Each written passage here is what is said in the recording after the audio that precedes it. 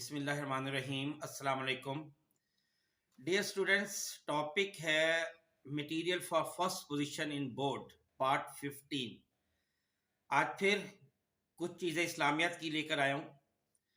دیکھیں، بہت سی جگہوں پر لفظ آتا ہے یتوکلون، وہ اللہ تعالیٰ پر توکل کرتے ہیں۔ جب آپ نے اس کی تشریح لکھنی ہے نا، تو اس کا آپ اس میں ظاہرہ کی بک میں بھی لکھا ہوا ہے، کچھ خلاصے وغیرہ میں بھی لکھا ہوتا ہے، لیکن میں ایک دو چیزیں آپ کو بتانے لگا ہوں جو آپ اس میں ضرور مینشن کریں۔ نمبر 1، ایک صحابی کا واقعہ، یعنی ان کو یہ تھا کہ اللہ تعالیٰ پر بہت زیادہ توکل تھا، اور جب انہوں نے یہ قرآن پاک کی آیات پڑھی کہ اللہ تعالیٰ سے نماز اور صبر کے ذریعے مدد چاہو، تو انہوں نے ایک کام کیا۔ ان کے گھر میں آٹا نہیں تھا، انہوں نے اپنی بیوی سے کہا کہ ہمیں اللہ تعالیٰ پر پورا بھروسہ ہے، الحمدللہ ہم نماز پڑھتے، اللہ تعالیٰ ہمیں آٹا دے گا۔ انہوں نے کہا آپ گھر میں نماز پڑھو، میں مسجد میں نماز پڑھتا ہوں۔ دونوں نے اپنی اپنی جگہ نماز پڑھی، نماز پڑھ کے واپس آ کے پوچھا کیا آٹے کا انتظام؟ انہوں نے کہا ابھی تک نہیں ہوا۔ انہوں نے کہا ہماری نماز میں شاید کمی ہے، دوبارہ پڑھو۔ دوسری دفعہ ہوا، پھر آٹے کا انتظام نہیں ہوا۔ انہوں نے کہا ہماری پھر نماز میں کمی، بہت اچھی طرح پڑھو، خشوع خضوع کے ساتھ پڑھو۔ جب تیسری دفعہ نماز پڑھی تو گھر آ کے پوچھا، نے کہا کہ گھر میں جو چکی تھی وہ چل پڑی ہے، خود بخود چل پڑی، اس میں کوئی ہم نے گندم نہیں ڈالی۔ اور انہوں نے جناب برتن بھرنے شروع کر دیے، حتیٰ کہ گھر کے سارے برتن بھر لیے۔ تو یہ تھا توکل صحابی۔ اس صحابی نے پھر سوچا کہ میں ذرا اٹھا کے دیکھوں اس کا برتن کے اندر کتنے کے دانے جو ختم ہی نہیں ہو رہے، گھر کے سارے برتن بھر گئے، اتنا آٹا آ گیا ہمارے پاس۔ جو ہی برتن اٹھایا، اوپر سے ڈھکن اٹھایا تو چکی بند ہو گئی۔ یہ تھا توکل۔ دوسرا واقعہ، مسلمانوں کی فوج جب کافروں سے لڑنے جا رہی تھی تو راستے میں سمندر آ گیا۔ اب صحابی جو ہے وہ سپہ سالار ہے، اور فوج جو ہے وہ صحابہ کی ہے، ان کا جو جذبہ اور اللہ تعالیٰ پر جو ان کا بھروسہ وہ بہت زیادہ تھا۔ تو انہوں نے کہا جی ہم آگے تو سمندر ہے لیکن ہمارے گھوڑے ہیں، ان کی باغیں تو اللہ کے ہاتھ میں ہی ہے نا، ان کو تو اللہ تعالیٰ ہی دوڑا سکتا ہے۔ انہوں نے کہا بسم اللہ پڑھ کے ہم سمندر میں گھوڑے دوڑائیں گے اور دیکھتے ہیں انشاءاللہ اللہ تعالیٰ ہماری مدد کرے گا۔ اللہ پر توکل کیا اور جناب گھوڑے سمندر میں دوڑا دیے۔ تو جس کو علامہ اقبال نے یہ کہا، صرف گھوڑوں کی صرف سم جو ہے نا وہ پانی میں ڈوب رہے تھے، اور ماشاءاللہ پوری کی پوری فوج جو ہے انہوں نے سمندر کراس کر لیا۔ وہ جو دریا راستے میں جو نہر تھی یا دریا تھا اس کو انہوں نے کراس کیا۔ جب دشمنوں نے یہ دیکھا تو انہوں نے یہ بحر ظلمات کا یعنی واقعہ ہے، تو انہوں نے اس میں یہ کہا کہ دیوا آمدن، یعنی دیو آ گئے ہیں، جن آ گئے ہیں، کیونکہ گھوڑا جو سمندر میں ظاہر پانی پر دوڑ نہیں سکتا۔ جس کا علامہ اقبال نے ایک شعر میں بیان کیا ہے کہ دشت تو دشت ہے دریا بھی نہ چھوڑے ہم نے، بحر ظلمات میں دوڑا دیے گھوڑے ہم نے۔ اور تیسری بات میں آپ کو یہ بتاؤں گا کہ جیسے حضرت عمر رضی اللہ تعالیٰ عنہ کا غالباً واقعہ ہے کہ جنہوں نے پوچھا آپ صلی اللہ علیہ وسلم سے کہ ہم اللہ تعالیٰ پر جب توکل کرتے ہیں تو اگر فرض کہ ہمارے پاس گھوڑا ہے اور ہم نے مسجد میں نماز پڑھنی ہے تو ہم گھوڑے کو چھوڑ دیں، اللہ تعالیٰ پر توکل کر کے ہم نماز پڑھیں، یا ہم گھوڑے کو باندھیں؟ تو آپ نے فرمایا کہ جو دنیاوی ثواب ہے وہ پورے کریں، یعنی گھوڑے کو پہلے باندھیں اور پھر آپ اللہ تعالیٰ پر توکل کریں۔ یہ تین چیزیں بڑی امپورٹنٹ تھی توکلون میں۔ اگلا پوائنٹ، درجات عند ربہم، اللہ تعالیٰ کے ہاں ان کے بڑے درجے ہیں۔ تو درجے کا صرف میں بتانا چاہتا ہوں کہ ہر ایک سے یہ سن رکھا کہ ایسے ایک دوسرے کے اوپر ظاہر درجے ہو کے، جیسے دنیا میں ایک دوسرے زیادہ امیر، اس سے زیادہ امیر، اس سے زیادہ امیر، تو ایک درجہ ہوتا کتنا ہے؟ اس میں آپ کو یہ بتاؤں گا کہ ایک درجہ اتنا ہوتا ہے، کہتا ہے کہ ایک جنتی لیٹا ہوگا نا، اس کو ایک بہت زیادہ خوشبو آئے گی، اتنی خوشبو کہ اٹھ بیٹھے گا۔ تو دوسرا وہ پوچھے گا فرشتے سے یہ خوشبو اتنی کہاں سے آئی ہے؟ تو کہے گا کہ تم سے اوپر جو ایک درجے والا جو جنتی ہے، ایک درجہ اوپر ہے، وہ سو رہا تھا تو سائڈ پر اس کے پسینہ آیا، جب اس نے کروٹ لی نا تو وہ پسینے کی خوشبو جو پھیلی، اس خوشبو سے تم اٹھ گئے ہو۔ تو اندازہ کرے کہ کتنی خوشبو، صرف ایک درجہ اوپر ہونے کی خوشبو ہے۔ اور جس کا ایک درجہ اوپر ہوگا وہ اپنے دوسرے اگلے والے جنتی کو یوں دیکھے گا جیسے ہم یہاں سے ستاروں کو دیکھتے ہیں۔ تو اتنا بڑا رتبہ ہے۔ اور جب وہ پوچھے گا وہ جنتی کہ اس اتنی کون سی نیکی زیادہ تھی جس کی وجہ سے اس کا جو اتنا رتبہ ملا، اس نے کہا اس نے دنیا میں تم سے ایک مرتبہ سبحان اللہ زیادہ کہا تھا۔ تو یہ ہے درجے۔ تیسرا، قرآن پاک میں ہے نا کہ خدا کی غضب میں وہ گرفتار ہوگا، یا جن پر تیرا غضب ہوا، تو اس میں آپ کیا مثالیں دیں گے؟ اللہ تعالیٰ کا غضب کیا ہے؟ اس میں جو مثالیں دیں گے وہ میں سب جو چیز میں آپ کو بھیج رہا ہوں یہ ساری ایکسٹرا چیزیں ہیں. جو میٹیریل آپ کی کی بک میں لکھا ہے, آپ کے خلاصے میں لکھا ہے, میں اسے ہٹ کر آپ کو کچھ چیزیں اس میں پرووائڈ کرتا ہوں. دیکھیں نمبر 1 آپ اس میں مثال دیں گے تو نوح علیہ السلام کی قوم پر جن پر پانی کا عذاب آیا, پوری کی پوری قوم ڈوب گئی. آپ اس میں مثال دیں گے قوم عاد, اس پہ تیز آندھی آئی اور اتنی تیز آندھی آئی کہ وہ لوگ بہت بڑے بڑے تھے, درختوں کی طرح بڑے بڑے ان کے کاتے, وہ سب ایک دوسرے اڑ کر ٹکرا کے ایک دوسرے سے یعنی ٹکرائے ایک دوسرے سے اڑتے اڑتے, اور ایک دوسرے سے لڑ کی آپس میں ٹکرا کے وہ سارے مر گئے. یہ ایک بہت بڑا عذاب تھا. پھر قوم سمود پر جو عذاب آیا وہ عذاب یہ تھا کہ ایک بہت بڑی چنگھاڑ, جو ایک فرشتے نے چنگھاڑ ماری تھی اور اتنی زور کی وہ چیختی کہ ان سب کے کلیجے پھٹ گئے. پھر ایک قوم پر عذاب آیا کہ ان کو اللہ تعالیٰ نے بندر بنا دیا. فرعون پر آپ کو پتا عذاب آیا کہ جس میں پوری کی پوری جو فرعون کی جو فوج ہے وہ سمندر میں غرق ہو گئی. نمرود کی فوج پر جو عذاب آیا کہ جس میں ایک مچھر ہے وہ آگے تھے جنہوں نے وہاں پہ جناب تہلکہ مچا دیا, اور ایک مچھر نمرود کی ناک میں گھس گیا تھا, ہوتا ہوتا دماغ تک پہنچ گیا, اور جوتے کھاتا تو مچھر آرام سے بیٹھ جاتا, جب جوتے نہ پڑتے تو وہ سکون سے بیٹھ جاتا, جوتے نہ پڑتے تو پھر دماغ میں اپنی آوازیں نکالنے لگتا. تو اس طرح جوتے کھا کے نمرود جو ہے وہ جہنم رسید ہوا. تو یہ نمرود پر عذاب تھا. اس کے علاوہ ان کی قوم پر بے شمار عذاب آئے تھے. ابو لہب کے بیٹے پر عذاب آیا تھا کہ جس نے حضور پاک صلی اللہ علیہ وسلم کی بیٹی کو طلاق دی تھی, تو ایک شیر نے آپ صلی اللہ علیہ وسلم نے اس کے لیے بد دعا کی تھی, ایک شیر نے اس کو چیر پھاڑ دیا تھا. حضرت لوط علیہ السلام کی قوم پر عذاب آیا تھا جن پر پتھروں کی بارش ہوئی تھی. اس طرح ایک اور قوم پر عذاب آیا کہ اس قوم کو اللہ تعالیٰ نے ایسے اٹھا کے, فرشتوں سے کہا اٹھا کے اس کو الٹا پلٹا کے مارو, اور وہ پوری قوم جو ہے وہ زمین کے اندر غرق ہو گئی, دفن ہو گئی. حضرت شعیب علیہ السلام کی قوم پر عذاب آیا تھا, زلزلے اور کڑک کا عذاب آیا تھا. تو یہ تھے جن پہ کچھ مثالیں میں نے ماضی کی دی جن پر اللہ تعالیٰ کا عذاب آیا, یعنی اللہ کے غضب میں گرفتار ہوئے. اس طرح ایک اور جگہ پوائنٹ ہے کہ اگر اللہ تعالیٰ میں نیکی کا مادہ دیکھتا تو ان کو سننے کی توفیق دیتا. تو یہ جو نیکی کی توفیق ہے نا, یہ کیا ہوتی ہے, یہ تھوڑا سا بتانا چاہتا ہوں. کہ اس میں نمبر 1 یہ ہے کہ نیکی کی توفیق ایک نیکی کرنے کا شوق پیدا ہو جاتا ہے. دوسرا یہ ہوتا ہے کہ ایسا ایسا انسان کو نا برائی سے نفرت ہونے لگ جاتی ہے.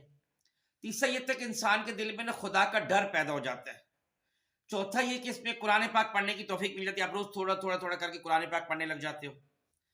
پانچواں آپ کو دعا کی توفیق مل جاتی ہے, کیونکہ عام طور پہ انسان بس نماز پڑھ کے ایک دم اٹھ جاتا ہے تو اللہ سے دعا نہیں مانگتا, لیکن دعا عبادت کا مغز ہے, تو دعا کی توفیق مل جاتی ہے. نمبر 6 ہے کہ نماز کے اندر آپ کے خشوع خضوع آ جاتا ہے, آپ توجہ کے ساتھ نماز پڑھتے ہو, یہ توفیق ہے. پھر 7واں اس میں یہ کہ آپ کے دل میں شوق پیدا ہوتا ہے کہ میں اسلامی بیانات سنوں, علماء کرام کے بیانات سنوں, کچھ تقاریر سنوں, اس سے آپ اپنا ایمان کو تازہ کرتے رہتے ہو. نمبر 8 یہ کہ آپ کچھ نہ کچھ وظیفے شروع کر دیتے ہو, کہیں سپوز کلمہ طیبہ کی تسبیح پڑھ لی, سبحان اللہ پڑھ لی, الحمدللہ پڑھ لیا, درود شریف کی تسبیح وغیرہ وغیرہ, کچھ نہ کچھ تسبیح آپ ابتدا کرتے ہو. نمبر 9 اس پہ یہ ہے نیکی کی توفیق کہ آپ نا جو دینی مسائل ان کو جاننے کی جستجو شروع کر دیتے ہو, کوشش شروع کر دیتے ہو کہ میں زیادہ سے زیادہ مسائل جانوں تاکہ میں اسلام کو سمجھوں. اور نمبر 10 یہ ہے کہ آپ حقوق العباد پورے کرنے کی کوشش شروع کر دیتے ہو. یہ ہے کچھ, یعنی جو انسان نیکی کی توفیق جب ہوتی ہے تو انسان جو ہے نیکی شروع کر دیتا ہے. یہ نیکی کی توفیق سے انسان کافی حد تک نیکی کی طرف مائل ہو جاتا ہے. اچھا, ایک اور جگہ یہ ہے اسلامیات میں ہی کہ اس نے تسکین کے لیے تم پر نیند طاری کر دی. اس کا مطلب ہے نیند سے تسکین آ گئی ہے. یہ کیا ہوتا ہے؟ اس کا مطلب ہے نیند کے فائدے ملتے ہیں. اب نیند کے فائدے آپ کو بتانے جو آپ نے بڑا اس میں ضرور آپ نے اس کو اٹیمپٹ کرتے ہو, آپ نے لکھنا ہے. دیکھیں نمبر 1, جو انسان جب سوتا ہے نا تو اس کی کافی حد تک جو اس کے اندر بیماری ہے وہ کم ہو جاتی ہے, ختم ہو جاتی ہے. نمبر 2, جیسے آپ کو دیکھا ہے آپ بہت پریشان ہیں, اپسیٹ ہیں, ٹینشن میں ہیں, لیکن جب آپ سو جائیں گے تو آپ صبح اٹھیں گے تو آپ کی کافی حد تک ٹینشن ختم ہو چکی ہوگی. تو اس طرح بیماری بھی ختم ہو جاتی ہے, ٹینشن بھی کم ہو جاتی ہے. نمبر 2 ہے صحت کا مسئلہ, یعنی جو انسان کی صحت زیادہ خراب ہوتی ہے اگر وہ ریسٹ زیادہ کرے گا, آپ کو پتہ ہے جیسے آپ کی طبیعت خراب ہے, آپ کو بخار ہے, ٹیمپریچر ہے, تو ڈاکٹر بھی آپ کو بولیں گے کہ تھوڑا سا ریسٹ کرو, بیڈ ریسٹ کرو آپ, تو صحت ہمارا بہتر سے بہتر ہوتی ہے. نمبر 4 یہ ہے موڈ انسان کا بہتر ہو جاتا ہے. آپ بڑے اپسیٹ ہیں لیکن جب آپ صبح اٹھتے ہیں تو آپ کا موڈ بہت بہتر ہوتا ہے, آپ کی سوچ فریش ہو جاتی ہے. رات کو سوچ کچھ اور ہوتی ہے, صبح اٹھتے ہیں جب تازہ دم ہو کے نماز وغیرہ پڑھتے ہیں, منہ دھوتے ہیں, آپ کی سوچیں فریش ہوتی ہیں. نمبر نیکسٹ, آپ کا لوگوں کے ساتھ رویہ بہت بہتر ہو جاتا ہے. आप गौर करें, शाम में आप बिल्कुल थके होते हैं, आपका लोगों के साथ रवैया और होता है, सुबह उठकर आप लोगों के साथ रवैया और होता है। और फिर जो इंसान रेस्ट करता है उससे दिल के अटैक का जो खतरा है ना, हार्ट अटैक का खतरा, वो भी कम हो जाता है। और आखिरी इसका फायदा ये है नींद का कि आपका जो इम्यून सिस्टम है वो ऐसा ऐसा बेहतर से बेहतर हो जाता है। जो अपनी नींद पूरी लेता है उसका इम्यून सिस्टम बहुत अच्छा होता है। इसी में अगला था ये था कि उसने आसमान से पानी बरसाया ताकि तुम्हें पाक कर दे। तो पानी कैसे पाक करता है? नंबर वन सुन ले जरा, बहुत फायदे अच्छे बता रहा हूँ। नंबर वन, ये जो पानी है ना, ये जिस्म से जो टॉक्सिन्स हैं ये उनको फ्लश आउट कर देता है। नंबर टू, हमारी खाल जो स्किन है ये मॉइस्ट हो जाती है। और नंबर तीन, हमारे जिस्म से डस्ट को धो देता है।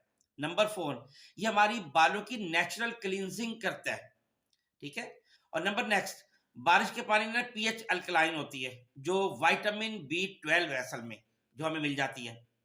फिर इसमें हार्मोन्स जो हमारे हैं ये उनको बैलेंस करता है। ये खास तौर पर आपको पता है, ये खवातीन में ये इशू होता है तो उनको उनका मसला हल हो जाता है। अगर वो बारिश में नहाएंगे तो उससे जिस्म के रैशेस दूर हो जाते हैं। और फिर ये आपको खुशी भी देता है, क्योंकि आप बारिश में नहा के बहुत खुश हो जाते हैं। और अगर आपके कान का दर्द है तो वो भी बारिश में नहाने से ठीक हो जाता है। और चूंकि आपका बारिश के पानी से इंसान पाक साफ हो जाता है तो इसके कुछ और फायदे भी मिलते हैं। देखिए, आपकी स्किन बेहतर हो जाती है, जिस्म से खारिश का खात्मा हो जाता है, हमारे जिस्म से अगर कोई हमारे ऊपर जरासीम, कोई बैक्टीरिया वगैरह नुकसान दे वो खत्म हो जाते हैं, हमारी सोचें भी पाक हो जाती हैं, दांत इससे बड़े मजबूत होते हैं, आपकी याददाश्त बहुत बेहतर हो जाती है, आपके अंदर बहादुरी का जज्बा पैदा हो जाता है। और फिर जो हमारा स्टमक के अंदर जो गैस का प्रॉब्लम है, गैस इशू, वो भी हमारा बारिश में नहाने से हल होता है। और नजला जुकाम का खात्मा हो जाता है। ये हमें फायदे मिलते हैं बारिश के पानी से। और इसमें अब आखिरी पॉइंट ये है कि एक जगह आयत है कि तुम्हारा माल और तुम्हारी औलाद तुम्हारे लिए आजमाइश है। तो ये क्या मतलब होता है इसका? देखें, ये जो माल है ना, इसके नुकसानात है कुछ। नॉर्मल अंदाज में रहे, आम एवरेज अंदाज में तो ठीक है, लेकिन जब ज्यादा हो जाता है तो नुकसान होता है। नंबर वन देख लें, जिसके पास माल ज्यादा हो वो उसके पास वो जरूर एंग्जाइटी का शिकार होगा, डिप्रेशन का शिकार हो जाएगा। और उसकी जो ईटिंग ऑर्डर है ना, वो भी कोई डिसऑर्डर हो जाती है, वो भी ठीक नहीं होती है। आप देख लें, जितने भी मालदार लोग हैं उनके खाने का सिस्टम ठीक नहीं है। उनके अंदर बाजुकात होता है कि गैम्बलिंग वगैरह का शौक पैदा हो जाता है, जुआ वगैरह खेलने का शौक पैदा हो जाता है, ज्यादा का लालच आ जाता है, इंसान शराब पीने लग जाता है। और फिर जब माल ज्यादा होगा तो आखिर में आपको बड़ा लंबा चौड़ा हिसाब किताब देना पड़ेगा, हराम खाने का इम्कान ज्यादा हो जाता है। आप अमीर लोग आमतौर पर दूसरों को हक मारते हैं, तो हक मारने का भी इसमें आ जाता है। और फिर ये माल इंसान के अंदर गुरूर और तकब्बुर पैदा कर देता है, रिश्वत का जज्बा पैदा कर देता है, फजूल खर्ची में ले आता है। और फिर ये भी याद रखें कि सिर्फ पैसा ही माल नहीं होता, आपकी जायदाद भी माल होता है। अब मसलन जमीन है आपके पास, तो जमीन में अक्सर ये इशू आ जाता है कि जी आपने किसी का हक मार लिया, उसका पानी अपनी फसलों में लगा दिया, तो ये भी तो आपने, तो ये माल हमारे लिए फितना ही है ना, कि हम जहाँ अगर हमारे पास ज्यादा जमीन भी है तो हम औरों का पानी अपनी जब फसल में लगाएंगे तो ज्यादा नुकसान आ जाएगा, उनको नुकसान आ रहा है, हम दूसरों का हक मार रहे हैं। इस तरह अगर हमारे पास फैक्ट्री है, हमने उसकी इंश्योरेंस कराई हुई है, तो हम इंश्योरेंस की रकम हासिल करने के लिए फैक्ट्री को ही आग लगा देंगे, ये फ्रॉड है। ठीक है। इस तरह अगर ये जितनी भी चीजें, ये सब हमारे लिए कोई ना कोई आजमाइश जरूर है। फिर अगर हम शादी ब्याह, हमारे पास पैसा ज्यादा, हम शादी ब्याह के मौके पर करोड़ों रुपए खर्च कर देते हैं, हत्ता कि मौत पर भी इतना रुपया खर्च करते हैं। कोई हमारा करीबी मर जाए तो इतना पैसा फजूल खर्ची कितनी ज्यादा करते हैं मुझसे। और जब माल ज्यादा होते हैं तो हम अपने आप को खुदा भी समझने लग जाते हैं, और हमारी कोशिश होती है कि हम सियासत में आके और ज्यादा कमाने, और ज्यादा, फिर मुल्क को भी हम नुकसान पहुंचाने लग जाते हैं ऐसा ऐसा। तो ये सब नुकसान आते हैं माल के, तो इसलिए माल को फितना कहा गया। औलाद भी बाजू का फितना होती है। कैसे? देखिए, सबसे पहले औलाद की तरबियत करना बहुत मुश्किल काम है, और फिर औलाद की खातिर इंसान हराम खाता है। और अगर औलाद की गलती करती है, कोई ऐसे कसूर कर जाते हैं, हम उसके पर पर्दा डालते हैं, ये भी गलत काम है। हम अपनी औलाद की झूठी तारीफें कर रहे होते हैं सबके सामने, औलाद उस लायक नहीं होती लेकिन हम उसकी तारीफें कर रहे होते हैं क्योंकि हमारी औलाद है। हम अपनी बेटी की शादी करने के लिए उसकी कितनी तारीफें हम उसके ससुराल, होने वाले ससुराल के सामने हम कर रहे होते हैं। और फिर औलाद के आए दिन के सेहत के मसाइल हैं, और बाज़ औक़ात अगर बेटी है तो उसकी रिश्ते की तलाश में बहुत इश्यूज आ जाते हैं। हमें हर वक्त औलाद की बेचारी लगी रहती है कि इसको कुछ हो ना जाए, ऐसा मसला ना हो जाए, उसकी पढ़ाई के इश्यूज है, उसके बाद उसकी जॉब के इश्यूज है, और इनकी वजह से कई दफ़ा हम गुनाह में मुब्तला हो जाते हैं। उनके अखराजात बर्दाश्त करना मुश्किल हो जाता है, उनके अखराजात बर्दाश्त करने के लिए बाज़ औक़ात हम हराम खाने पर मजबूर हो जाते हैं, और इसमें हम अपनी सेहत भी तबाह कर बैठते हैं। तो ये सारे नुकसानात हैं इसके। तो लिहाजा ये इसीलिए अल्लाह ताला ने इसको, औलाद को और माल को हमारे लिए फितना कहा है। उम्मीद है आपको ये जो मेरा एक्स्ट्रा मटेरियल आपको बहुत अच्छा लगा होगा। بہت شکریہ. السلام علیکم ورحمۃ اللہ وبرکاتہ.